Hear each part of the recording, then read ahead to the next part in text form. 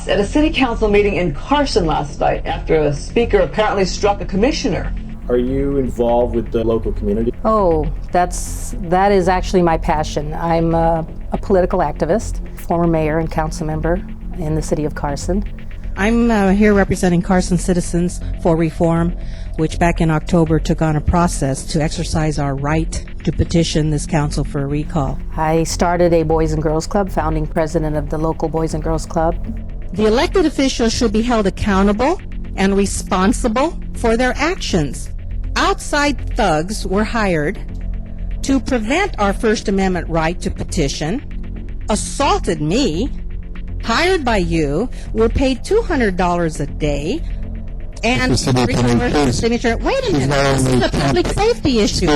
I've been involved in so many activities, referendums, initiatives. Political activism is pretty much my first love. Ladies and gentlemen. Our civil rights have been denied. Thank you. The next speaker is Marvin Clayton. Hey, stop that woman from leaving the room. She should be arrested. Vera Robles DeWitt is a local business owner. She apparently hit Commissioner Jan Schaefer in the back of the head with some papers. Schaefer paused, then screamed and rolled on the floor. Man, how full of shit was that lady who got hit? She was definitely full of shit. I'm blowing up like you thought I would. I'm blowing up like you thought I would. And if you don't know, I'm blowing up like you thought I would. I'm blowing up like you thought I would. Well, how you doing, sports fans coast to coast? This is Russ Hodges speaking to you from the Olympic Auditorium in Los Angeles, California. And tonight, for the lightweight championship of the world, Jimmy Carter of the Bronx, New York, and the challenger from Los Angeles, California, Art Aragon. And it promises to be one whale of a battle. Both these boys can wing them. There's a good chance that somebody will go down. I enjoy the maverick aspects of bail bonds. You're completely on your own. When you, as a bail agent, write for a surety company, that surety company is there to protect the interests of the state, not the interest of the bail bondsman.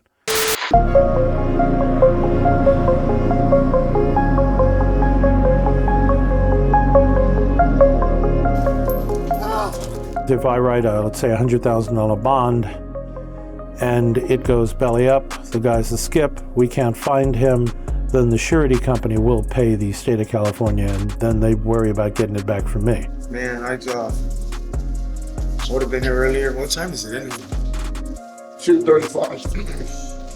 I'm pretty much, as a bail bondsman, on my own. Now, you make it or break it on your own. It can be very profitable, it can be enormously expensive. If you fail to appear and we have to send bounty hunters to pick you up, you get the bill. If you don't pay the bill, we go after the property. Okay. Read it out loud? However it suits you. I like the independent nature of it. I like the interrelation with people. I like the opportunity to help people who put themselves in a fix. Does Larry Rice postal place? Give me your business. Do you have a folder or a briefcase in your trunk? You go for this? Yeah. This is like this because I was running. Okay. Because these things I'm going to give you, they're numbered. Yeah. Okay. You need them to hand to the judge. Okay. All right. I'll make sure it's okay. all good. Good luck to you, Patrick. The misconception of the people that you're dealing with are typically drug dealers and violent felons and so on and so forth is not correct. The great bulk of the people we deal with are people who generally have done something stupid. Harold, here are the stats. About 5% of the people who use bail bondsmen to get out of jail end up skipping. That means that bail bonds companies are forced to turn to modern-day bounty hunters. When one of my clients fails to show up in court, the law requires the court to notify us in writing. And at that point, we have 180 days from the date the bond was forfeited to locate the person and produce them back in court. Eric Kinley has been tracking down bail skippers for 7 years now. He's a bounty hunter, although he and his colleagues don't really like that name. I prefer the term recovery agent. Fugitive recovery agents are usually hired by bail bonds companies or their insurers. First step is you say, I knew I shouldn't have written that bond. First thing is we get a notice from the court advising us that the individual failed to appear. Then it goes to our pre-investigative department where they try to contact the defendant and the cosigner immediately, advising that the defendant has failed to appear. This is our pre-investigations room. If somebody were to miss their court date or forfeit, we try to reinstate as quickly as possible, get them back into court. You'll find that if you contact the person that has signed for the person that got bailed out, they get on them quicker than you could get on them. You could call them and they'll say, oh yeah, I missed because of this or that, and I'll be there next week. But if you call their mother that put up her property, their mother's going to get them in that same day or next day if she can possibly do it. All right. In this department, they call the defendant and make sure that they're making their court dates. And they're advising them about their court dates, and they also calendar their next court dates so they can call up and remind them. But this is one of the keys to our success, is making sure that people make it to court. It works a lot better when you call the person that signed for them. You can be a lot more effective with calm, kind words and a rational argument for going back than you can be with a gun and police backup and banging down the door. But there are times when you have to do that. Okay, so we followed you guys over here, and where's the guy? He's 4 houses down where the car is blocking the sidewalk. He's in the back house. Now you guys gonna walk down the street with these guns. This is bugging me out. What's he got? We got a green light. Okay, so he's in there. All right, this is where I'm gonna step off from you guys because I don't have a gun, I don't have a vest. I started doing bail work about 4 years ago with a couple buddies of mine and doing Fugitive Recovery work. I did it for a while and it started getting kind of dangerous. But you know, I went on those early morning rides where we go knocking on the doors and yell a search warrant and have our guns out and run out through somebody's house. I got out of that kind of work because it wasn't worth it. And it's like, you weren't actually a cop and there wasn't enough money into it. I started in bounty hunting. My dad got me out. Said you're gonna kill yourself. And I went to work for him in mortgage banking. And it's probably one of the best things that happened to me. Because when I got back into it, I ran it like a business. And all I had was a pair of handcuffs and a flashlight. Eric, who essentially makes a citizen's arrest, carries a gun, but usually he doesn't need it, just knocks and talks. Hi, I'm Eric Kinley. I'm with Court Services, Inc. Are you Jennifer? Yes, you're Jennifer. Yeah, you're under arrest. That's legal in 42 states, and those who do it emphasize they're not vigilantes, just bail enforcers. A bounty hunter from years ago envisions the Wild West with wanted posters and haul them in dead or alive. No, those days are over, although Eric Kinley does ride off into the sunset to catch his man. He does it not on a horse, but in a Crown Victoria.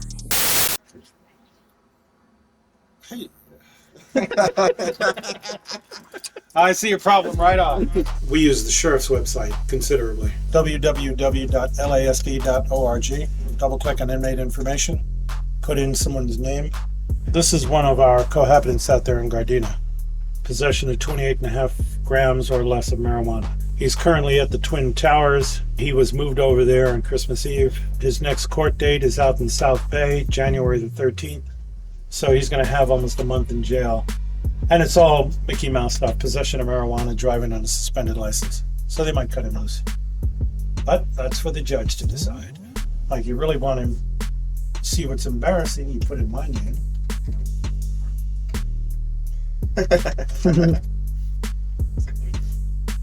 Wow, my brothers have been busy. You can go to jail for just about anything. I've been taken to jail for an assault charge for breaking a window, and I didn't even hit nobody, Left a nasty scar on my arm.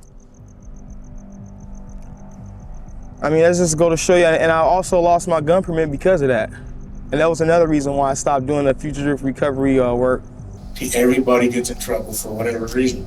But I don't look at it personally. I don't judge anybody. I don't care what you're in trouble for. That's your business.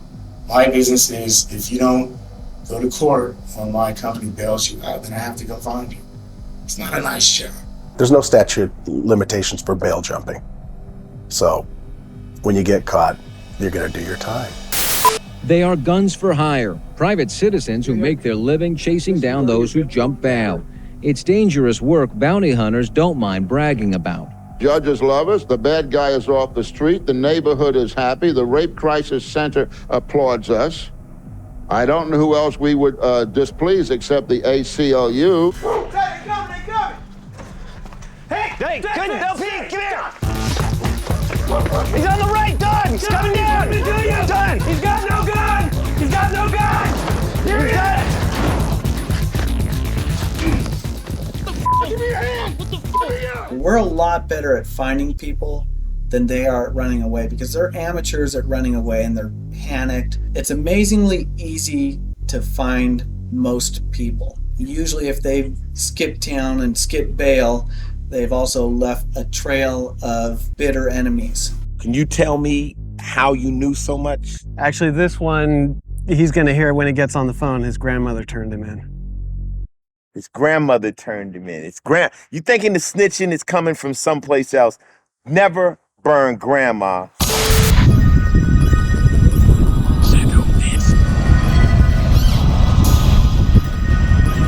Yeah, my name is Zeke Unger.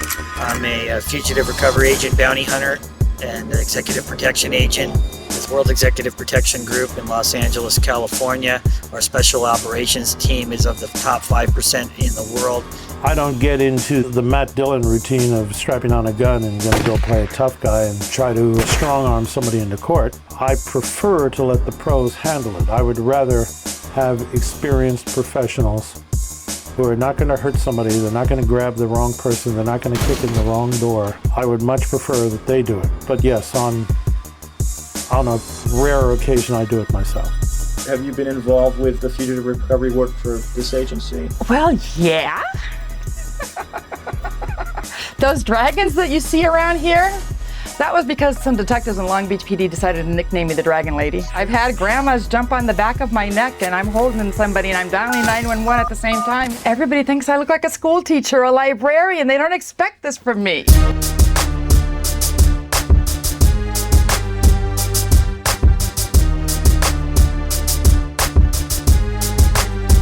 This is one of our investigative offices here in Northern California. We also have an office in Oakland and we have investigative offices in Southern California.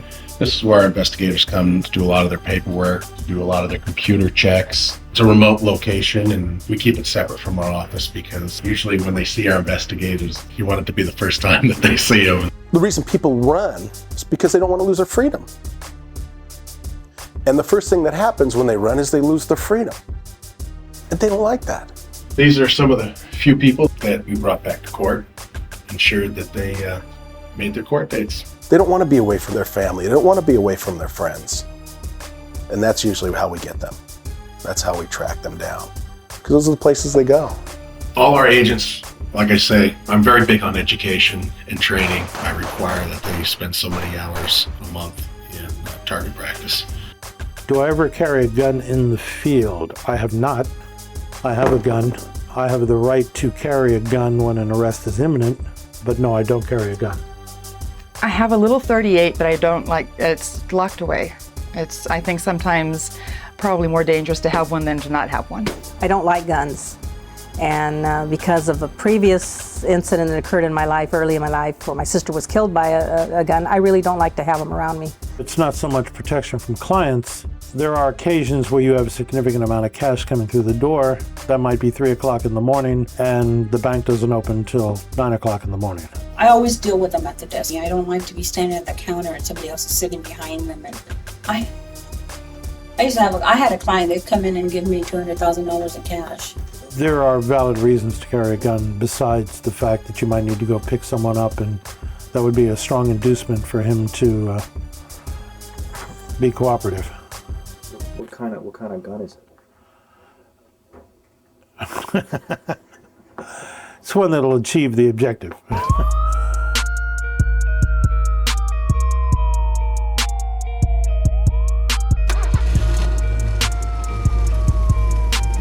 Generally, the folks we're dealing with want to be friends. They want you to take them out of jail. So they're not going to display the angry, mean side of themselves until a situation turns around where, you didn't keep your promises to the court and we are obliged to put you back. Now you're going to get angry and hostile.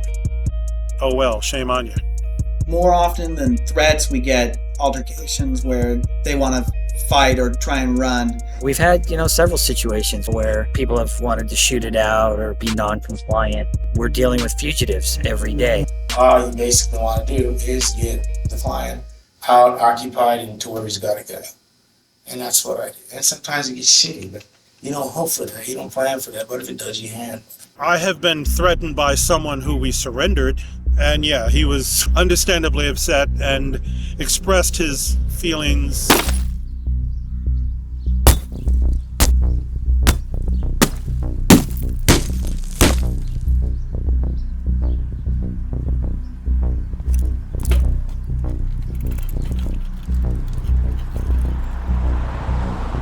I would not come into the office, or I will not meet anybody until I get a feel of, who it is that I'm speaking to. And I've been lucky.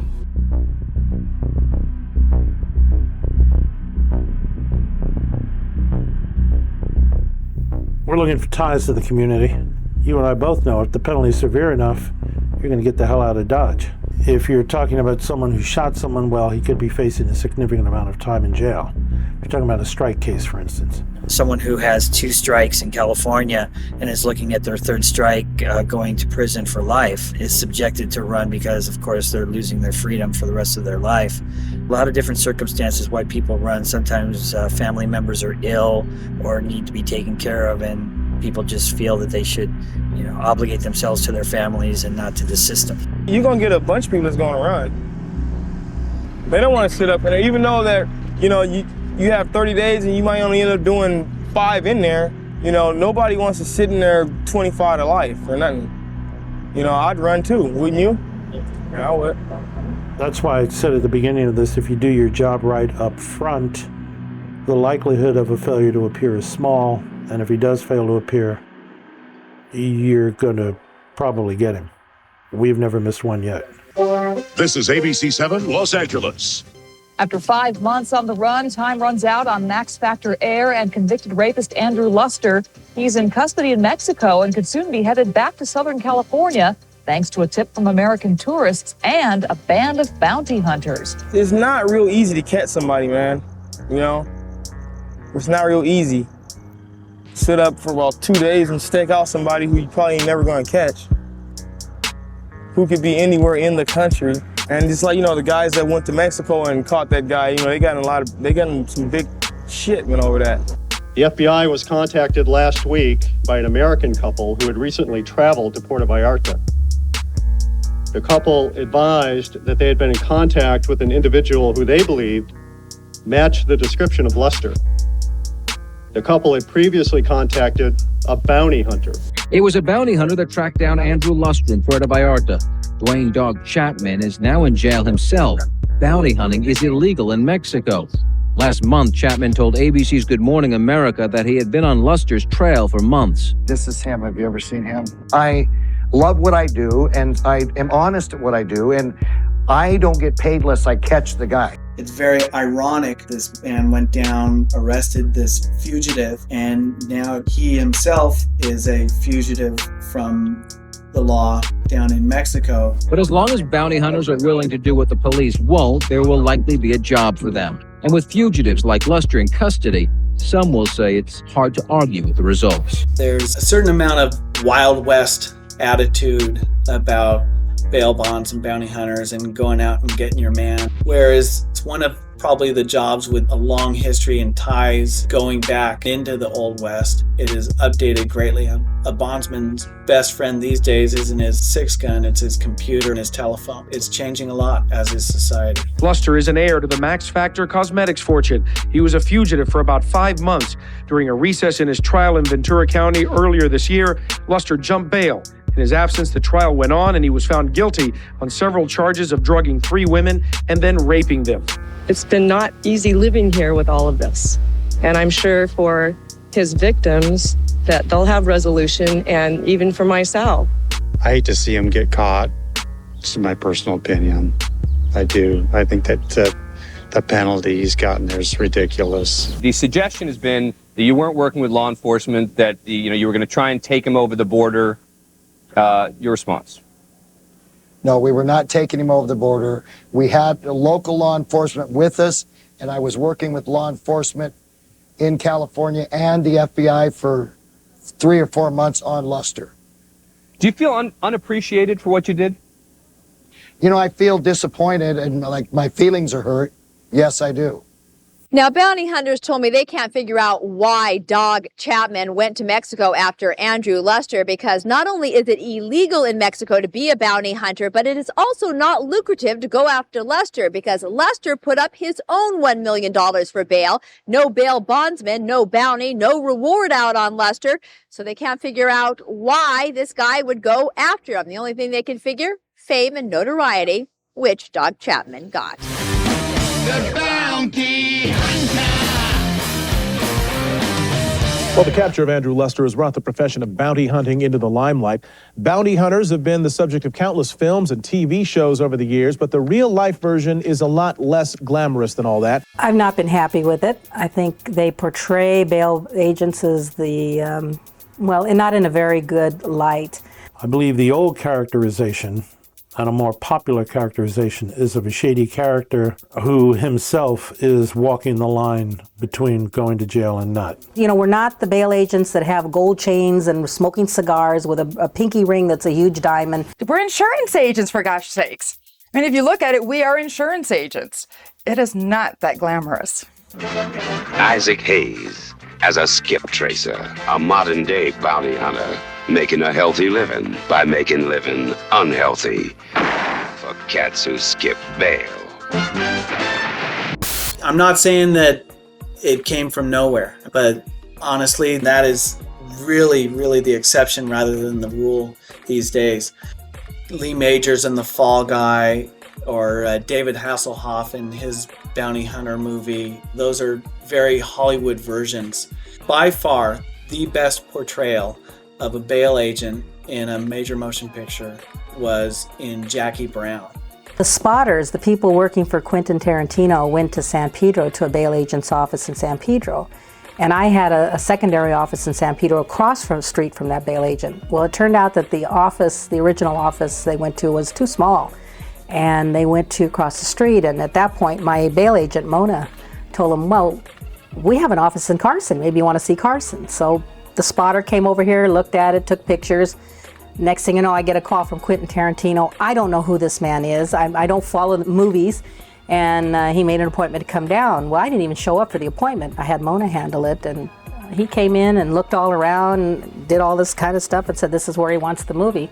So I met with him and we made a arrangement, and they came. But I first had to read the book. Jackie Brown was based on the book by Elmore Leonard, Rum Punch, and that was based in Miami. So I read the book, I thought, oh, this is okay. So then we allowed them to film here. This was all dark. There was paneling through the whole thing. And his desk was right here. They brought in a desk. And was it Michael Keaton was the one in that restroom that he came out and then shot Samuel Jackson? No, who shot Samuel Jackson? They used the restroom and this office. This is where Samuel Jackson sat down and talked to Robert Forster.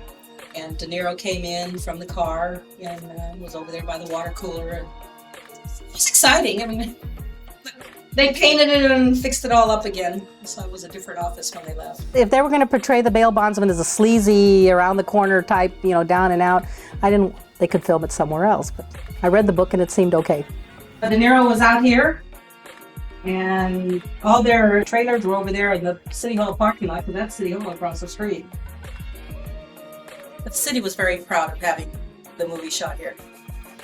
Dog, if you could stand by, we are going to try and talk to you a little bit more about this. I've just put on sunglasses, so you know, just so I can look a little bit like you and say, thank you. I say, pay the dog.